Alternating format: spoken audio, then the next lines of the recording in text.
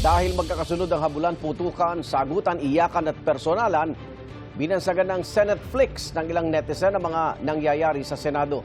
Para sa ilang political analyst, hindi yan maganda sa imahe ng demokrasya. May unang balita si Sandra Aguinaldo.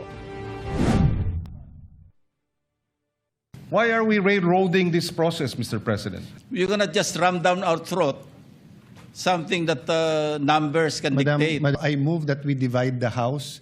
Isa na ito marahil sa pinakamainit na mga tagpo sa kasaysayan ng Senado. Ang mainit na debateng nag-ugat sa mosyon sa pag-amyenda sa rules para payagan na makaboto online ang isang senador kung hindi siya makadalo ng pisikal sa sesyon. Nauwi sa sagutan ng ilang taga-mayorya at minorya na tila ba nagkapersonalan na. Madam President, without giving meaning to anything, ito pong mahirap kasi kung wala po tayong legal background dito. Kaya sinasabi ko na nga po, hindi po bagong motion ito eh. Hindi siya bagong motion. Madam Sabi na bagong President, motion. point of order.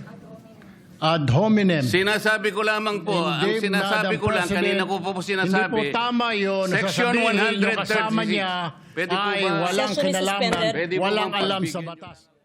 Umabot pa sa tila, nagbukas ng mga sugat na hindi pala naghilom. Yan ay nang emosyonal na balikan ni Senate President Pro Tempore Loren Legarda kay Senador Kiko Pangilinan ang kanyang karanasan ng canvassing ng 2004 presidential elections. Si Pangilinan ang co-chair ng National Board of Canvassers noon nang questionin ni Legarda ang resulta ng botohan. Are we now curtailing my right to speak, Mr. President? Please know that I would never curtail your right to speak. Just as in 2004, I believe you were seated, and I was a vice presidential candidate of FPJ then, and my microphone was closed, and my right to speak was closed, was not given. I remember that time now, and the word noted was said to me. Can be discussed. Pero bago ang walkout ng minorya noong Martes, nauna nang nagkagirian si Pangilinan at Senador Robin Padilla dahil sa kanya umunong pagtaas ng boses. Paano natin pag-uusapan yung ibang... And for the record, Mr. President, I still have the floor. Ako ba natakot? Ako nang takot sa iyo. Ikaw nga naninigaw. Ikaw naninigaw, ako nanakot. Sir, Hindi ako humihingi ako ng pauman. Kita mo, iba meaning sa'yo ng sigaw at tumasok po siya. Okay ba yun? At matapos ang putukan sa Senado, lumutang din ang samaan ng loob. Some of you I've known for 20 years, 10 years, and I didn't even hear any of you say, kamusta na kayo dyan? Napakasakit mo sa akin. Sobrang sakit. Nariyan pa ang sunod-sunod na palitan ng liderato ng Senado. Mula May 2024, nagkaroon na ng 4 na Senate President.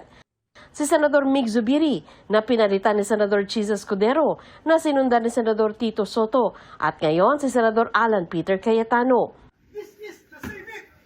Ang biro ng ilan sa social media sa dami ng ganap sa Senado, tila nanonood na raw tayo ng Senate Flicks. Nababahala rito si dating Senate President Franklin Drilon. Pinapakita raw kasi nitong hindi matatag ang liderato sa Senado. Sa 24 na taon na ako sa Senado, ito ang pinaka-unstable leadership. 13-11, pagkatapos yung isa sa 13, nagtatago on the run. Kaya effectively, ang boto ay 12 lamang.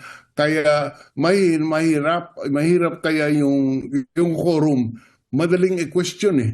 Hindi raw ito maganda para sa ating demokrasya, sabi ng ilang analyst. May stalemate sa Senado. Ang kalungkot-lungkot, hindi maganda to sa imahe ng demokrasya. Kung magpapatuloy daw ang sitwasyon, ang taong bayan ang talo. Sana sa isipin ng mamamayang Pilipino, talo tayo dito eh.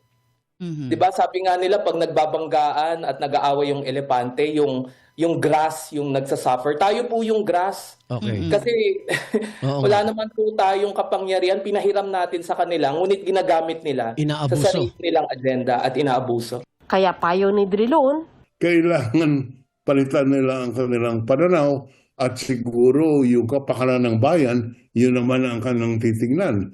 Hindi lang yung kanilang mga selfish political ends. Sila po may tangan ng kapangyarihan, kaya nasa kanila din ang solusyon. Ito ang unang balita. Sandra Aguinaldo, GMA News.